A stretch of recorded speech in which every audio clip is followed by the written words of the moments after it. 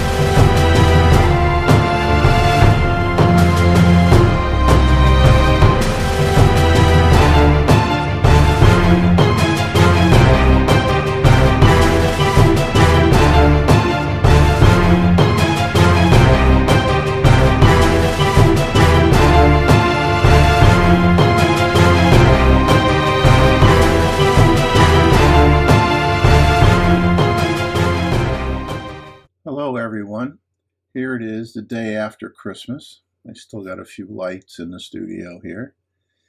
And this is a Thanks for the Memories Part 8 episode.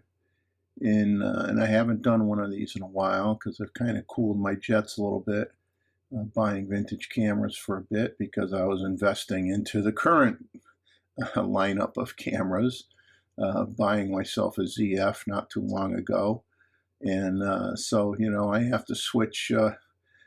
I have conflicts in terms of my monetary expenditures between current technology and old vintage cameras, which I do love. And when I get them, I like to share them with the rest of you, just for like a little bit of a history lesson. Not that you're going to necessarily run out and try to find one for yourself. So today we're going to talk about the camera that you see on the monopod, and the image here is a Konica Autorex. That's what it was called in the United States. Now this version is the camera model made and sold in Japan, called the Autorex. Okay, it was first released in December of 1965 and it ran through to 1968. It was the first successful focal plane shutter with auto exposure. It had shutter priority auto exposure. You can adjust the aperture ring so you have a red dot that aligns with the alignment arrow, and when you have it set in that position, basically as you adjust the shutter speed, the camera automatically selects the appropriate f-stop and you just take the picture. Now it uses a CDS meter, which works perfectly fine on this camera, which is much better than when you try to buy a vintage camera with the old selenium meters, because probably 99.9% of those either do not work at all anymore or are completely inaccurate. So at least if you get one with a CDS meter, you have a pretty good probability that it's going to work and be fairly accurate. So when you put it in what they call their auto exposure mode, they call it electric eye photography, or EE as an abbreviation. And like I said, you set the aperture ring, so you have the red dot aligning with the index mark, and set the shutter speed, camera picks the f-stop. Simple as that. To go in manual mode, you just turn the aperture ring until you're actually, going through your f-stop range. And so you look through the viewfinder, you're going to have you're going to see all the f-stops on the right-hand side. Looking through the viewfinder, you're going to have a single metering needle that's going to line up with a recommended f-stop. And you can either adjust your aperture ring accordingly and match up that f-stop, or for creative purposes, you can intentionally slightly under or overexposure the image depending on your lighting conditions. So it's really a cool camera. But that's not what makes it super cool. We will get into that in a second. It was the only camera ever made other than another Konica camera that could either do, normal 35 millimeter images, which are 24 by 36 millimeters, for what they call full frame exposures. But you have a switch on this camera body that actually allows you, during, mid-roll or whenever you want, you can flip a switch and you can set it for what they call half frame exposures, which are 18 by 24 millimeters. This is unheard of. This is, like I said, one of two cameras made by Konica that could do this. No other brand can do it. You had the original Olympus Pen and the Pen F, which were half-frame cameras only. And basically that allowed you to put in a 36 exposure roll of film and take 72 images. Now, I'm not sure exactly why there was a demand in the late 50s through maybe the early part of the 60s to have cameras that could do this. But it might have been the cost of film. I'm not exactly sure. Of course, nowadays, the cost of film is a real factor, and developing film is a real factor. Now, the thing is that when you do put it in half frame mode, your orientation is portrait mode. Okay, you're in a vertical orientation when you do that. Now, I'm going to show you, I'm going to flip the back of the camera open. Well, before I do that, I'll just rotate the camera so you get a little tour of how it looks. And we'll go over, what buttons or whatever are on the camera.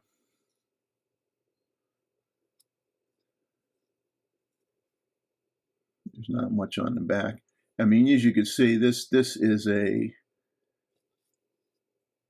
camera is not in mint condition, but it is probably, EX ++++ type condition. There's no scratches on this camera at all. And it's an exceptional camera, quality-wise. So I'm going to remove the monopod from it here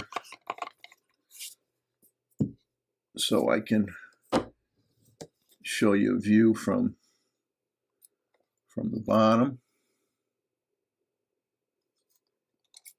and from the top. Okay, and like I said, we'll get in the features in a minute.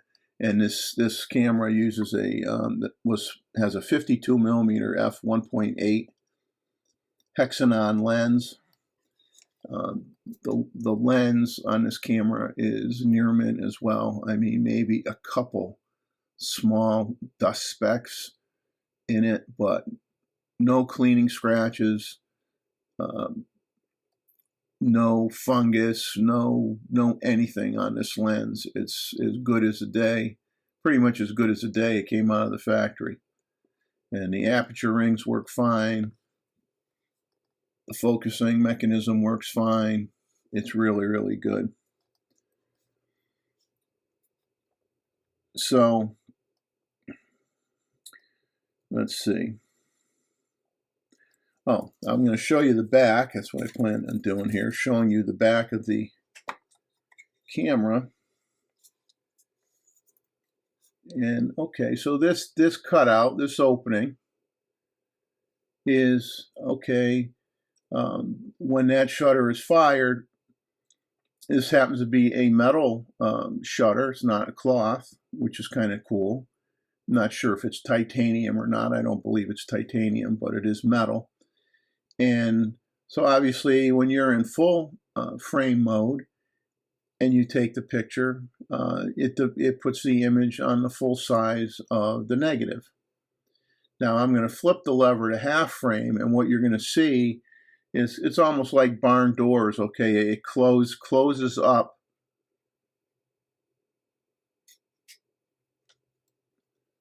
See here? See how it closed up? I'll put it back in full frame. See how it opened? Now that's full frame. That's half frame. So you get 2 exposures per negative. Now there are some quirks as to what you have to do to switch from full frame to half frame. There's a certain sequence of things that you have to do. And then the same thing if you're going to go, you're in the half frame mode and you want to go back into full frame, there's another sequence that you have to do. And that sequence is defined by a label that happens to be on the back to make it easy to remind you. And we'll go over that in a little bit.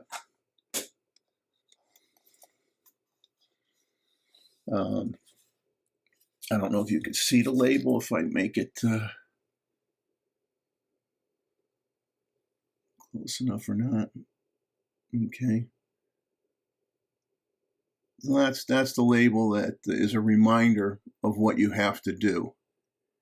And which is basically, if you take a series of shots in the full frame mode,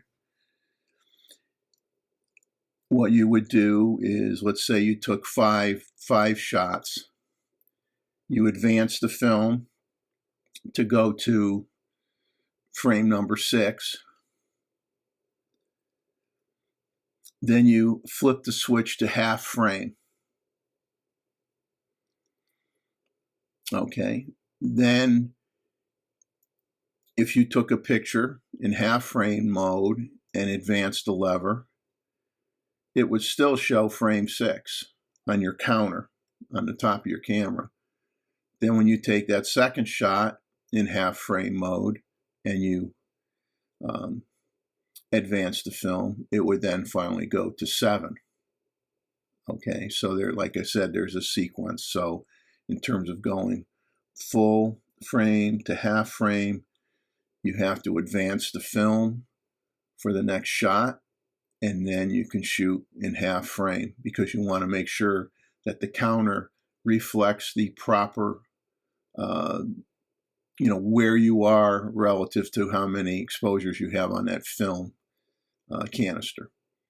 So if you don't do things in the right sequence or you screw up, then you're basically, your film counter may not be showing you exactly what shot you're on if you don't do it properly. So now, continuing from that example where we took 5 full frame shots, we advanced the film to shot number 6, we took 2 half frame shots, okay, advanced the film to number 7. If you want to go from half frame to full frame,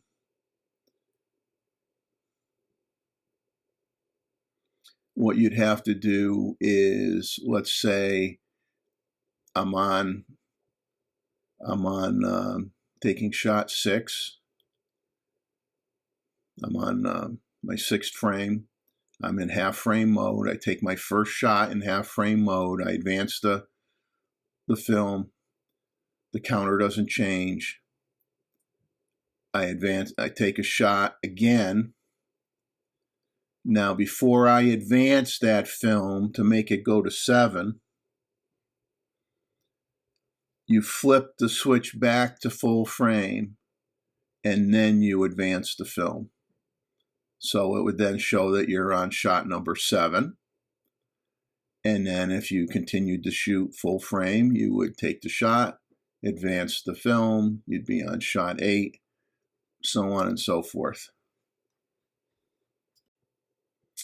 Okay, now it should be noted that if you're getting, at the time in that era, if you were getting prints made with this camera and you shot some full frame images and some half frame images, that could cause some great problems in terms of what you would get back from the company if you sent your negatives out and said, okay, make me prints, because the automated machinery isn't going to be able to adjust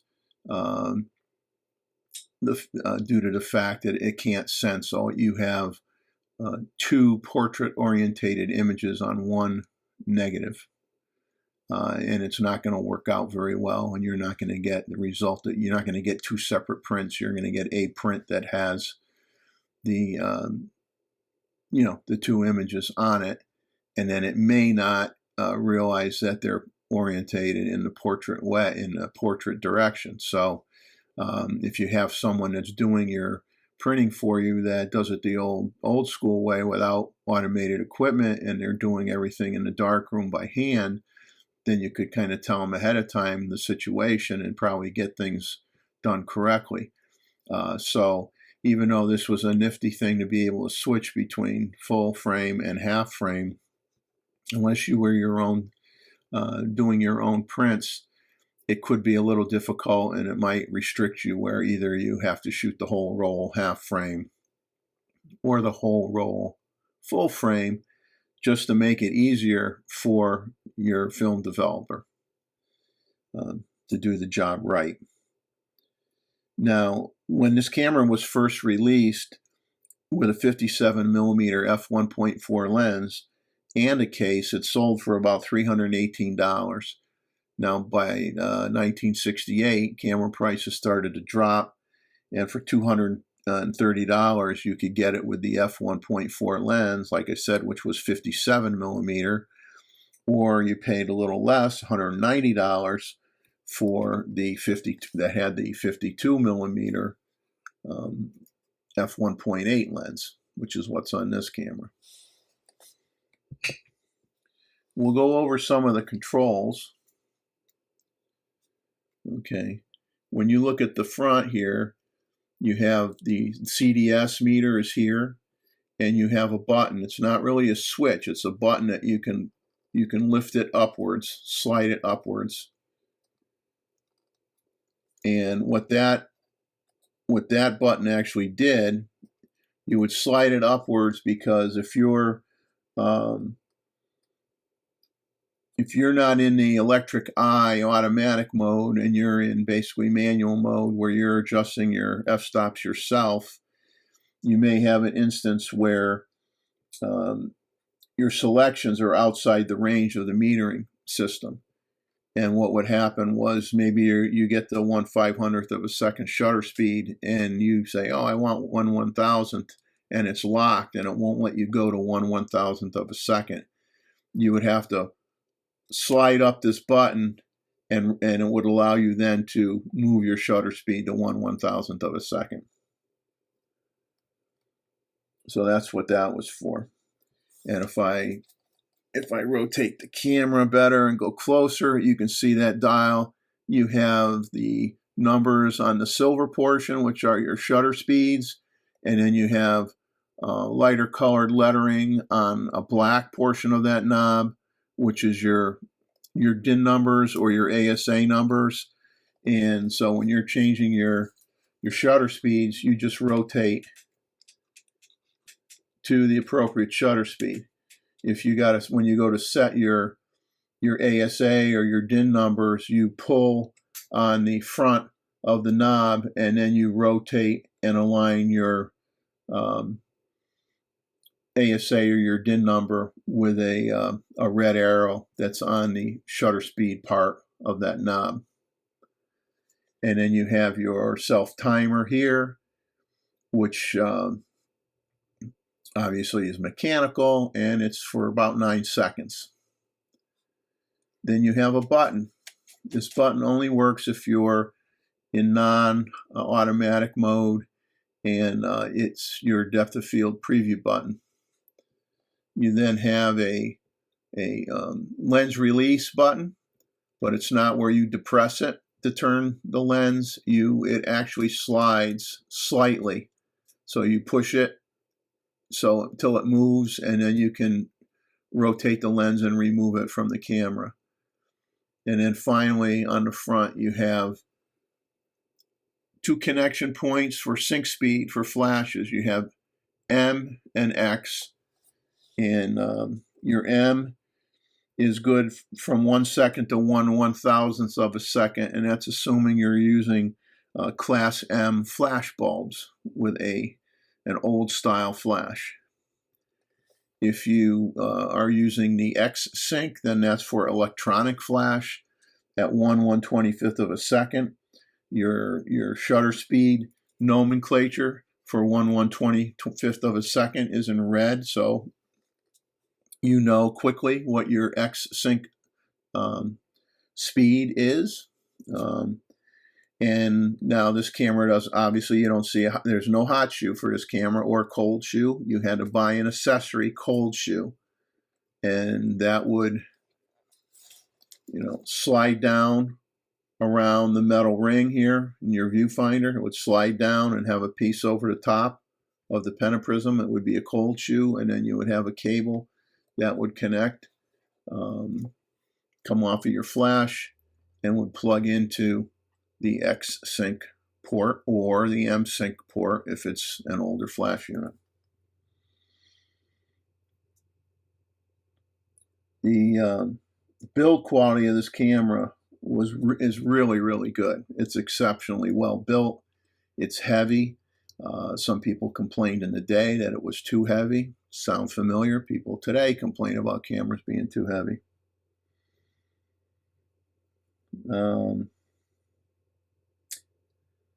Let's see.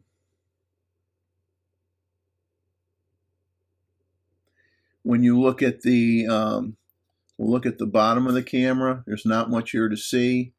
You have a release here to pop open the back to load your film. You have your battery compartment. You have your tripod socket, and you have your button that you have to push in excuse me, prior to rewinding your film. When you look at the top, you have your film rewind crank, which you flip it up. It has an arrow, tells you which way you have to wind it. And when you're done, it folds back into the cavity on the body. You have the, let's see if I can get it where you can read it, maybe. That switch is for full or half frame. You have your exposure counter. You have your shutter release button, and you have your film advance lever, which is single stroke. If you look at the back of the camera, you have a label here that tells you what you have to do in order to go from full frame to half frame, and then from half frame back to full frame to make sure that your counter is registering correctly. You have a neat little switch here that is basically on, off, or battery check for your battery. So when you look through the viewfinder, you're going to see the f-stops on the right, and you're going to have a little bit of red on the top and the bottom. If your needle's all the way to the top into the red, you're underexposed. If it's all the way to the bottom in the red, you're overexposed. And anywhere in between is fine.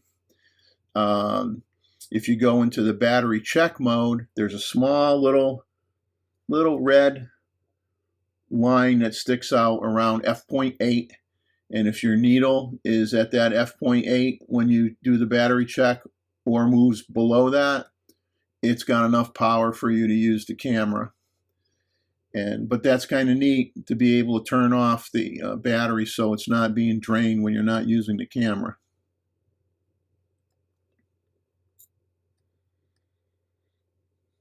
Let's see what else we got. Now, in 1969, the metering system in this camera brand, the auto reflex camera series, because there were a bunch of cameras. This particular one is 1965 to 1968. But in 1969, you had TTL metering. You can get a wide variety of accessories for these cameras. You could get bellows, microscope adapters, lens adapters, so that you can use older Konica F bayonet mount lenses on it. There was even a specialty 47 to 100 millimeter lens, and if I could find one of those cheap, it was a specialty 47 to 100 millimeter lens that was meant to only be used if you were in half frame mode. So it was designed and optically set up to give you the best image when you were in that half frame mode. The EV range of this camera was EV 2 to 18, which is pretty darn good for 1965. When you're focusing through this camera, you have two circles in the middle of the viewfinder.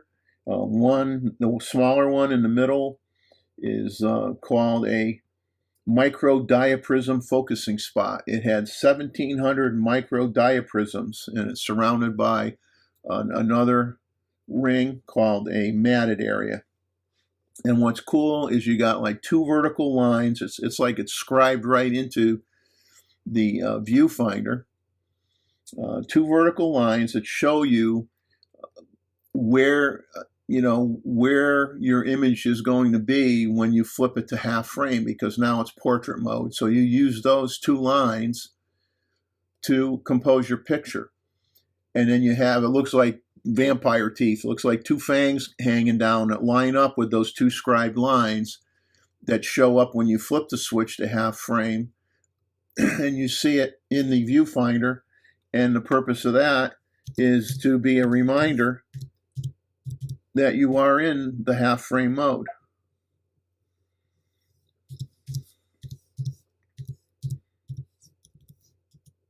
So that's pretty cool.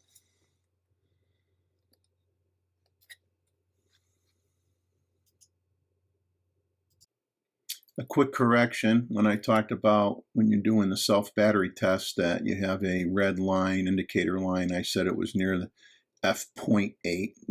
It's not f.8, it's f8. So that was a error coming out of my mouth here.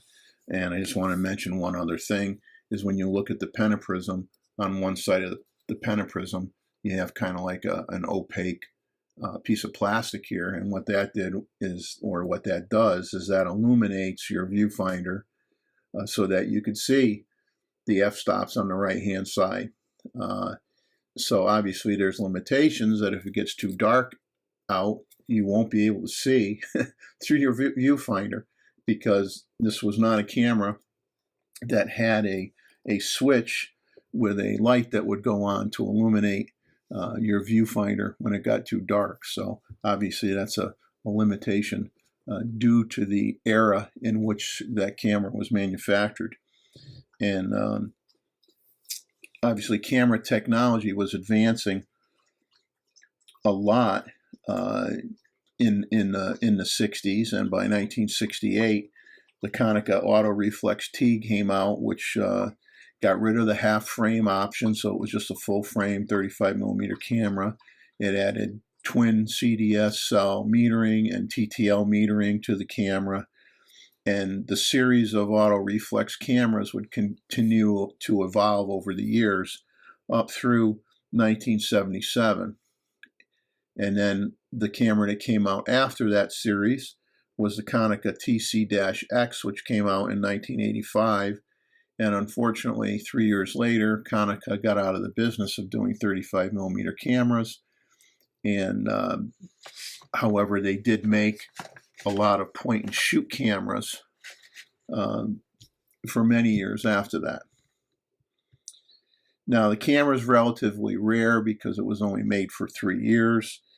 Finding a model that's in very good condition or better is extremely, extremely hard to find. I got really lucky. I mean, this camera is almost it's like EX plus, plus, plus, plus, plus. You know how everybody likes to do all those pluses, but seriously, there's no scratches on the bottom plate at all, no scratches on the front, no scratches on the top. Everything mechanically works absolutely perfect. The lens might have a speck of dust in one of the internal lens elements, nothing that's going to affect you getting a perfect image with the camera. Feels good in the hand. Everything works appropriately. And The Japanese version, which this one is actually, from a collector's point of view, is worth a little bit more money than the US version. So I'm really lucky that I got it. I ended up buying it from a Japanese photo company and took a chance. Never bought anything from a Japan company before, and I'm very satisfied with what I got. I mean, I had to do one minor cosmetic, thing to it, which was very easy to fix. And other than that, it was nothing functionally. It was just strictly cosmetic, and I took care of that. And a very good deal.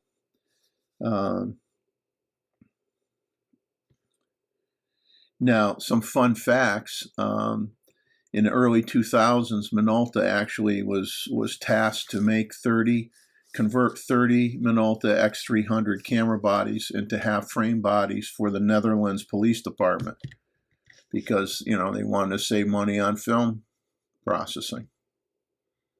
So that happened in the 2000s.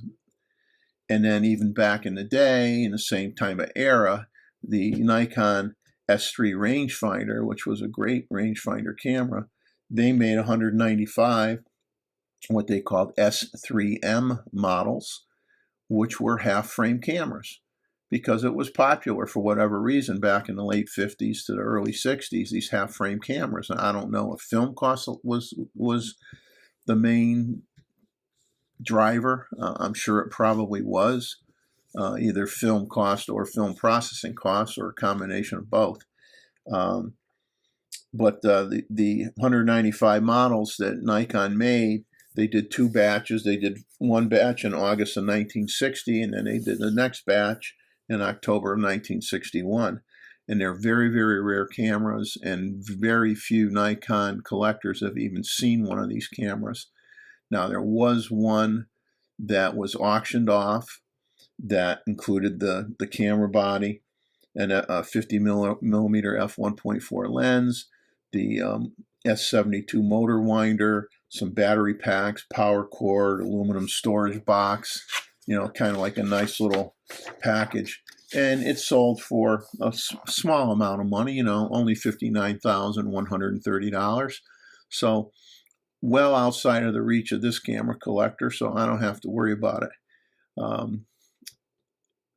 But finally, when you think, okay, half frame was just a gimmicky thing, and it probably was to a certain point, but people bought a lot of Olympus pens and Pen Fs, and those were strictly half frame cameras, okay, whereas this camera can do switch between half frame and full frame, and I think that makes it a rather unique collector camera. In 2022, Kodak came out with a predominantly plastic bodied camera called the Kodak Ektar H35, which currently sells at B&H Photo for basically $65.